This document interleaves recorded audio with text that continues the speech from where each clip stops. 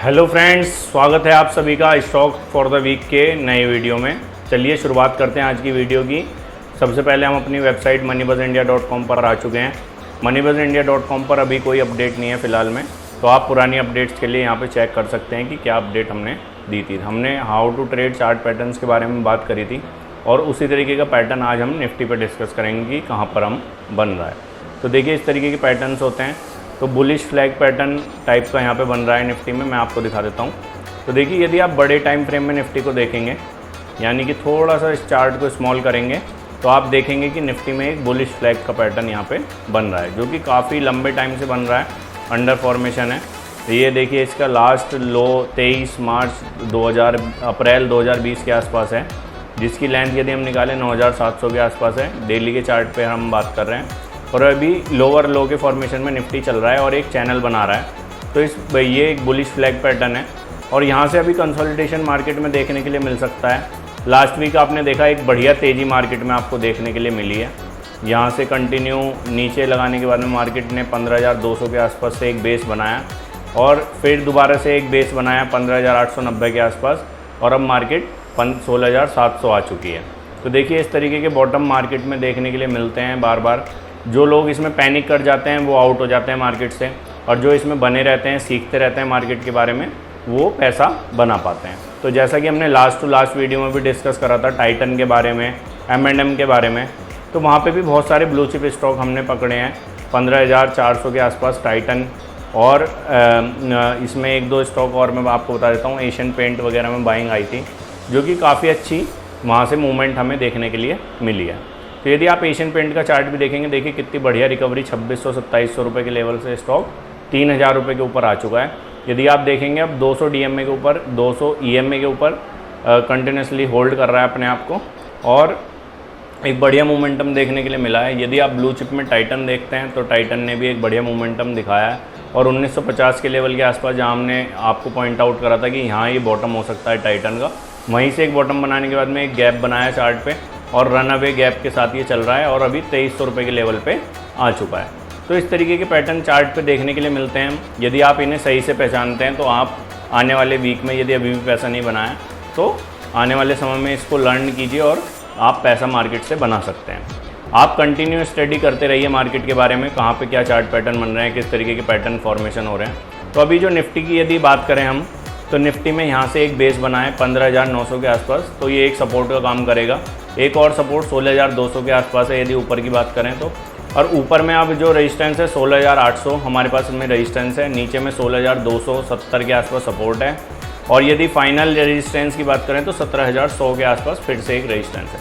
तो मार्केट को अब जो है ऊपर जाना थोड़ा सा डिफ़िकल्ट हो जाएगा 16,800 से 17,100 की रेंज में। यदि मार्केट 17,100 या 200 के ऊपर भी निकल करके ट्रेड करता है और सस्टेन करता है, तो फिर एक बुल रन आपको देखने के लिए मिलेगा और ये इस चैनल के बाहर आ जाएगा। उसके टारगेट के लिए हम आगे की वीडियो में अगले हफ्ते जब मिलेंगे तो हम बात करेंगे कि वहाँ पे मार्केट कैसा लग रहा है। अभी मुझे लगता है कि इस हफ्ते मार्केट को कंसोलिडेट करना चाहिए। आने वाली वीक में काफ़ी सारे इवेंट हैं, एक्सपायरी है मंथली की, तो यहीं कहीं मार्केट आपको कंसोलिडेट टू बियरिश सा होते हुए दिखेगा। मार्केट 16,200 से 17,000 की रेंज में ट्रेड कर सकता है। यदि बैंक निफ्टी की बात करें, तो bank Nifty continuously out perform कर रहा है निफ्टी को और एक बुलिश मोमेंटम दिखा रहा है। तो आने वाले वीक में भी यदि आप देखिए, एक ट्रेंड लाइन मैंने डाल रखी है, यहाँ से ऊपर अभी निकल चुका है 3-4 दिन से और कंटिन्यूसली ऊपर की साइड में ट्रेड कर रहा है। तो आने वाली वीक में यदि आप बैंकों पर ज़्यादा फोकस करेंगे, जैसे कि HDFC बैंक वगैरह पर, तो यहाँ पे आपको अच्छा मोमेंटम देखने के लिए मिल सकता है यदि आप एक ट्रेडर हैं। तो HDFC में भी एक नेक लाइन यहाँ पर ड्रॉ हो सकती है 1412 के आसपास। यदि ये इससे ऊपर निकलता है तो फिर स्टॉक क्लियरली 1460 तक के लेवल यहाँ से टच कर पाएगा। तो आज हम बात करते हैं अब चार्ट की, कि कौन से चार्ट ऐसे हैं जो 14 साल के बाद में ब्रेकआउट दे रहा है, और कौन सा चार्ट ऐसा है जो एक लंबे डाउनफॉल के बाद में ब्रेकआउट दे रहा है। तो सबसे पहले जो हमें चार्ट बढ़िया लग रहा है उसमें है नवकार कॉरपोरेशन। नवकार कॉरपोरेशन की यदि हम बात करें तो एक स्मॉल कैप कंपनी है, मैं आपको पहले ही बता दूं। और यदि आप मंथली का चार्ट देखेंगे तो आप क्लियरली देख पाएंगे कि किस लिए इसको आज हमने अपनी वीडियो में सेलेक्ट करा है। तो आप देख सकते हैं नवकार कॉरपोरेशन का IPO 2015 में आया 155 के आसपास, यहाँ कंसोलिडेट होता रहा स्टॉक 217, और फिर एक ब्रेकडाउन आया हेड एंड शोल्डर का, रिवर्स ब्रेकडाउन है 157 से स्टॉक सीधा 18 रुपये के करीब चला गया। फिर ये कंसोलिडेशन चलता रहा 2019 से, और अप्रैल 2022 में एक बड़ी कैंडल बनाई जब ये हमारे रडार में स्टॉक आया।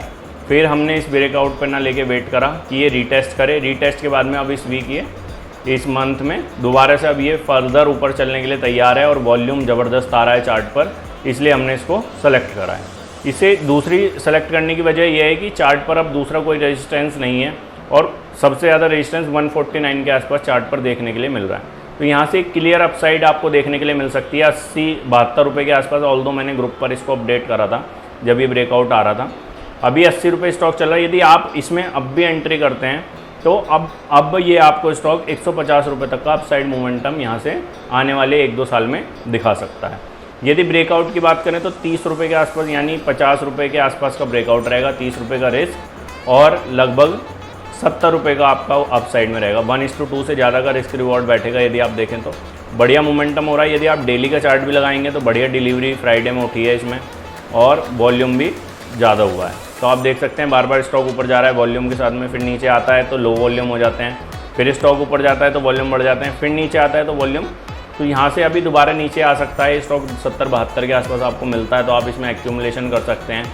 यदि ऊपर जाता हुआ दिखता है तो भी आप इसको पकड़ सकते हैं और टारगेट इसमें 150 रुपये के आसपास के अपने लिए लगा सकते हैं।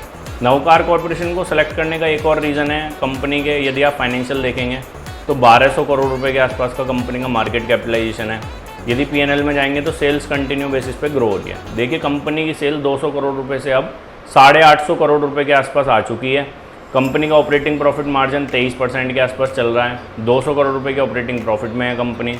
यदि हम इंटरेस्ट की बात करें तो इंटरेस्ट एक क्वेश्चन मार्क इस कंपनी के ऊपर हो सकता है कि इंटरेस्ट का बर्डन यहाँ से कंपनी में ईयर ऑन ईयर बेसिस पे हमें बढ़ता हुआ दिख रहा है। लेकिन लास्ट 2021 और 22 के फाइनेंशियल देखेंगे तो इंटरेस्ट का बर्डन भी सेम है। नेट प्रॉफिट की बात करें तो कंटिन्यू बेसिस पे यहाँ पे बढ़ता हुआ दिखेगा आपको। EPS 4-4.5 रुपये के आसपास है कंपनी की। यदि कंपनी 5 साल में देखे तो कंपाउंडेड सेल्स ग्रोथ 20% की दी है। प्रॉफिट में ऑल्दो ग्रोथ नहीं है, यहाँ पे निगेटिव है। और स्टॉक प्राइस CAGR में 3% में 60% के आसपास का CAGR है।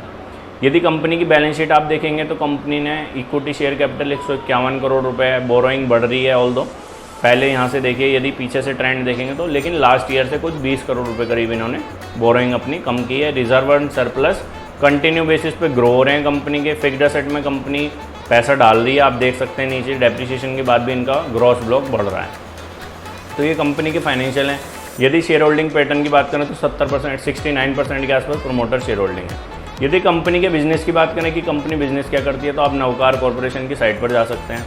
कंपनी शिपिंग के बिजनेस में है, इस तरीके का बिजनेस कंपनी का है और यहाँ पे सर्विसेज में आप जा करके देख सकते हैं कि कंपनी क्या सर्विस देती है। तो इस तरीके से आप इस कंपनी को एनालाइज कर सकते हैं अपने पॉइंट ऑफ व्यू से, चार्ट देख करके और फाइनेंशियल से और कंपनी की वेबसाइट पे जा करके।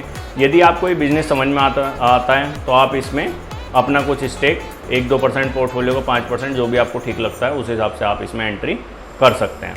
तो ये था एक और चार्ट जिसमें 14 सालों का वनवास खत्म हुआ है और 14 सालों के बाद में ब्रेकआउट आया है। तो उस चार्ट का नाम है, कंपनी का नाम है ग्रेट शिप,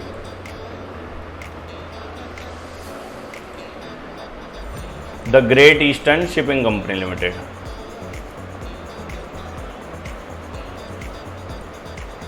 देखिए अब इसका चार्ट देखते हैं, ग्रेट ईस्टर्न शिपिंग। देखिए आप यदि डेली का चार्ट देखेंगे तो कितना तगड़ा मोमेंटम यहाँ से मिला है। 390 से स्टॉक अभी 3-4 दिन में ही 450 रुपये के आसपास जाके बैठा हुआ है। और यदि आप मंथली का चार्ट लगाएंगे तो आपको पता चलेगा कि ये मोमेंटम क्यों आया है। ये ऑलरेडी कंसोलिडेशन के बाद में स्टॉक ब्रेकआउट देने की तैयारी में था लास्ट मंथ। फिर ये नीचे चला गया स्टॉक मार्केट प्रेशर की वजह से। यहाँ से टच करने के बाद में 440 से नीचे आके 360 रुपये के आसपास चला गया और अब स्टॉक दोबारा से भाग करके ऊपर आया है। 458 रुपये के लेवल पे अभी ट्रेड कर रहा है। फ्राइडे के ट्रेडिंग सेशन में जो बंद हुआ है 458 रुपये के आसपास बंद हुआ है और इसकी जो क्लोजिंग आई है फ्राइडे में वो भी ऊपर से ऊपर आई है।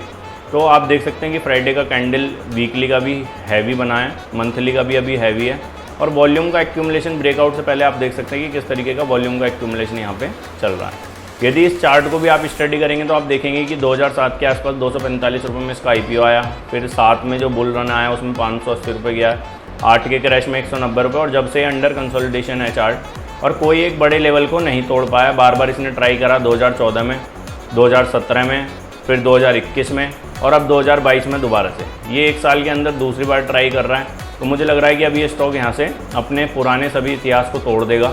यदि आप एक ट्रेंड लाइन यहाँ से ड्रॉ करें, हॉरिजॉन्टल लाइन, तो आप देख सकते हैं कि चार्ट पे अब जो हर्डल बचेगा इस लेवल के बाद में वो बचेगा 551 रुपये का, और 551 के ऊपर ये 617 ऑल टाइम हाई, और यदि ये वो भी काट देता है तो ये काफ़ी बड़ी एंट्री यहाँ से हमारे लिए बन जाएगी। और यदि हम ट्रेंड लाइन से इसका ब्रेकआउट का लेवल निकालें, ब्रेकआउट के बाद में कितना अपसाइड मोमेंटम ये हमें दे सकता है, तो हम इसमें लेवल यहाँ से सिंपली ड्रॉ कर सकते हैं लाइन से। तो देखिए ऊपर के लेवल हमारे इसमें 750 रुपये तक के आते हैं, जो कि आने वाले 1-2 साल में हमें यहाँ से देखने के लिए मिल सकते हैं। तो 450 रुपये स्टॉक चल रहा है, 750-800 रुपये के लिए आप इसको टारगेट कर सकते हैं। यदि स्टॉप लॉस की बात करें तो 380 रुपये का, 70 रुपये करीब का, 80 रुपये का आपका इसमें स्टॉप लॉस रहने वाला है। इस कंपनी के फाइनेंशियल भी आप चेक करना चाहें तो ग्रेट चेक कर सकते हैं, ग्रेट ईस्टर्न शिपिंग कंपनी। देखिए दोनों कंपनियां सेम सेक्टर की हैं जो ब्रेकआउट दे रही हैं, तो इस सेक्टर में ज़रूर कुछ ना कुछ हो रहा है, आप ये मान सकते हैं। और किसी बड़े प्लेयर को इसकी न्यूज़ है या जो भी एक्यूमुलेशन कर रहा है ग्रुप इसका, और ये यहाँ से, क्योंकि हम तो बड़े प्लेयर की फुटप्रिंट पे चलते हैं मार्केट में, तो हम उसको भी फॉलो कर रहे हैं। आप देख सकते हैं 6500 करोड़ रुपए कंपनी है, तो ये स्मॉल कैप ना होकर मिड कैप कंपनी है। 6500 करोड़ के आसपास कंपनी है का मार्केट कैपिटलाइजेशन है, 3500 करोड़ रुपए सेल है, और बढ़िया 40-44% के आसपास कंपनी का ऑपरेटिंग प्रॉफिट मार्जिन है। यदि इंटरेस्ट की बात करें तो 370 करोड़ रुपये इंटरेस्ट है यहाँ पे कंपनी के पास में, डेप्रिसिएशन 700 करोड़ रुपये है। तो कंपनी का प्रॉफिट आप देख सकते हैं 630 करोड़ रुपए है, और यदि डेप्रिसिएशन को भी जोड़ दें आप 700 करोड़ रुपए के आसपास, तो आप लगा सकते हैं कि 1300 करोड़ रुपए के आसपास कंपनी कमा रही है 3500 करोड़ रुपए के रिवेन्यू पे। तो कितना अच्छा मार्जिन कंपनी के पास में है, कुशन। और आप देख सकते हैं कि रिजर्व कंटिन्यू बेसिस पे ग्रो हो रहा है। कंपनी की बोरोइंग थोड़ी सी कम हुई है, आप देख सकते हैं 6800 करोड़ रुपये कंपनी की बोरोइंग पहुँच गई थी 2017 में। 2017 में स्टॉक क्या कर रहा था, आप चेक करना चाहें तो ऑल टाइम हाई लगा रहा था, लेकिन लगा नहीं पाया क्योंकि कंपनी की बोरोइंग कंटिन्यू बेसिस पे बढ़ रही थी। फिर यहाँ से कंपनी ने अपना डेट कम करा, इंटरेस्ट का बर्डन कम करा है। यहाँ से आप देख सकते हैं इंटरेस्ट का बर्डन कितना कम हुआ है। इंटरेस्ट यदि आप देखेंगे 17 में 378 करोड़ रुपए था, 521 तक चला गया था, ये अब 370 करोड़ रुपए के आसपास है। फिक्स्ड एसेट कंपनी की 9000 करोड़ के आसपास है। CWIP कुछ है नहीं ज़्यादा। इन्वेस्टमेंट कंपनी के 1200 करोड़ रुपए हैं। तो आप देख सकते हैं इस तरीके का कंपनी का स्ट्रक्चर है। यदि प्रोमोटर शेयर होल्डिंग देखें तो 30% के आसपास है। इन दोनों कंपनियों की स्टॉक प्लेज होल्डिंग भी आप चेक कर सकते हैं कि जो प्लेज है शेयर स्टॉक वो कितने हैं। तो आप देख सकते हैं कि नवकार कॉरपोरेशन में प्रोमोटर के पास जो 70% स्टेक है उसमें से 9% प्लेज है। और यदि GESHIP ये वाली सर्च करें, ग्रेट ईस्टर्न शिपिंग कंपनी, तो इसमें भी आप शेयर होल्डिंग पर जा करके चेक कर सकते हैं कि 30% जो प्रमोटर शेयर होल्डिंग है उसमें से कितनी परसेंट प्लेज है। तो यहाँ पे 0% दिखा रहा है अभी जो जून की फाइलिंग हुई है। तो ये दोनों कंपनी हमें लगता है कि आने वाले समय में काफ़ी अच्छा कर सकती हैं। और मार्केट में अपडेट रहने के लिए हमारे चैनल को फॉलो करें, सब्सक्राइब करें और अपने दोस्तों के साथ शेयर करें, जिससे कि आने वाले वीक में भी यदि कोई स्टॉक हमें मिलते हैं तो हम आपके साथ डिस्कस कर सकें। Thanks for watching us. Thank you.